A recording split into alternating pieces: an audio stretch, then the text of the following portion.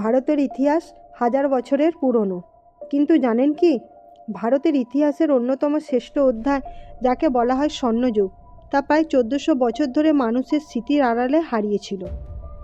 হ্যাঁ, আমি বলছি গুপ্ত সাম্রাজ্যের কথা। অষ্টাদশ শতাব্দী পর্যন্ত আমরা জানতামই না যে এমন এক পরাক্রমশালী সাম্রাজ্য একসময় এই মাটি শাসন করত। তাহলে জানা গেল কি করে? 1837 সাল ব্রিটিশ পণ্ডিত জেমস প্রিন্সেপ প্রাচীন ব্রাহ্মী লিপির পাঠোদ্ধার করেন। এলাহাবাদ দুর্গে দাঁড়িয়ে থাকা অশোক স্তম্ভের গায়ে তিনি একটি লিপি লক্ষ্য করেন। প্রথমে মনে করা হয়েছিল এটি অশোকের বাণী, কিন্তু পাঠোদ্ধারের পর বেরিয়ে এলো এক মহান বিজয়ী রাজার প্রশস্তি, সমুদ্রগুপ্ত। এরপর একে একে মাটির নিচ থেকে উঠে এলো হাজার হাজার সোনার মুদ্রা, দিনার। 1888 সালে ঐতিহাসিক জে.এফ.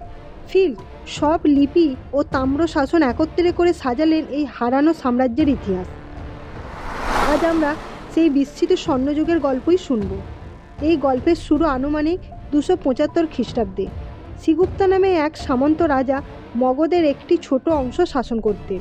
তারপর এলো তার পুত্র ঘটোৎকচ। তবে তারা কেউই ছিলেন বড় রাজা নয়।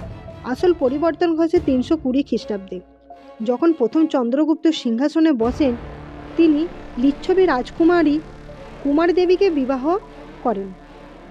এটি ছিল একটি শক্তিশালী রাজনৈতিক কৌশল। এই জোটের পর তিনি উপাধি নেন মহারাজাধিরাজ। গুপ্ত সাম্রাজ্যের বিস্তার ছিল বিশাল। উত্তরে হিমালয় থেকে দক্ষিণে বিন্ধ্য পর্বতমালা ও নর্মদা নদী পর্যন্ত, পূর্বে বাংলা ও আসাম থেকে পশ্চিমে আফগানিস্তানের সীমান্ত। পাটলিপুত্র ছিল রাজধানী, আর উজ্জয়িনী ছিল দ্বিতীয় ও সাংস্কৃতিক রাজধানী। প্রথম চন্দ্রগুপ্তের পর সিংহাসনে বসেন তার পুত্র সম্রাট সমুদ্রগুপ্ত।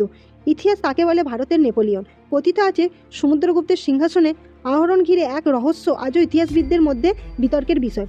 কিছু ঐতিহাসিকের মতে তার এক দাদা বা জ্যৈষ্ঠ উত্তরাধিকারী, যার নাম হিসেবে কাজ বা কাজগুপ্ত এর উল্লেখ পাওয়া যায়, তিনি হয়তো প্রথমে সিংহাসনে বসেছিলেন, কিন্তু খুব অল্প সময়ের মধ্যেই তার নাম ইতিহাসের নথি থেকে অদৃশ্য হয়ে যায়। লোকশ্রুতি বলে ক্ষমতার দ্বন্দ্বে এই উত্তরাধিকারে হত্যা করা হয়েছিল এবং তারপরেই সমুদ্রগুপ্ত সিংহাসনে আরোহণ করে। তবে এটা সত্য, এই ঘটনার পক্ষে কোনো সরাসরি শিলালিপি বা প্রমাণ আজও পাওয়া যায়নি। ফলে ইতিহাসের এই অধ্যায় আজও এক রহস্য হয়েই রয়ে গেছে। এলাহাবাদ প্রশস্তি জানায়, তিনি উত্তর ভারতের 9 জন রাজাকে পরাজিত করেন, দক্ষিণ ভারতের 12 জন রাজাকে হারিয়ে করদ রাজ্যে পরিণত করেন। তিনি শুধু একজন যোদ্ধাই ছিলেন না, তিনি ছিলেন কবি ও সঙ্গীতজ্ঞ। তার মুদ্রায় তাকে বীণা বাজাতে দেখা যায়। এরপর এলেন দ্বিতীয় চন্দ্রগুপ্ত, যিনি বিক্রমাদিত্য নামে পরিচিত। তিনি শকদের পরাজিত করে পশ্চিম ভারত দখল করেন। তার শাসনকালে দেশ ছিল নিরাপদ ও সমৃদ্ধ।